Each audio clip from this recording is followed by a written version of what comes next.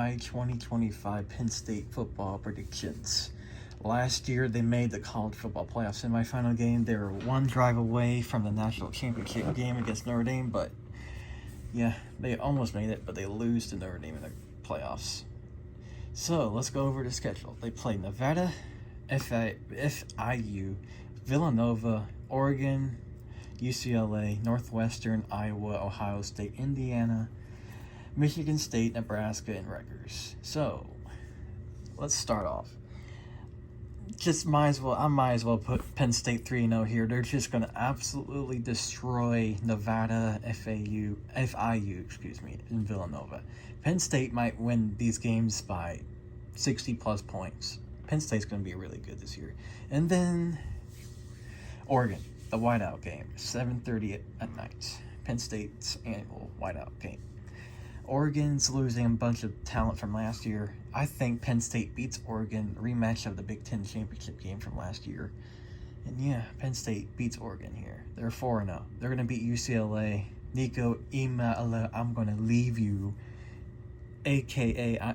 Imaliva, is the most overrated quarterback in Big Ten. So Penn State's going to cruise past UCLA. They're going to cruise past Northwestern. They're 6-0. And then they're going to beat Iowa. I know Kinnick Stadium is a pretty hard place to play sometimes. I mean, I think Penn State's going to cruise past Iowa, to be honest with you. And then the big one, Ohio State. First time since 2016, can Penn State beat Ohio State here? I'm going to say yes. Penn State is returning most of their talent from last year, but this time to get wide receivers out of the transfer portal. I forget that one dude's name from Syracuse. I forget his name.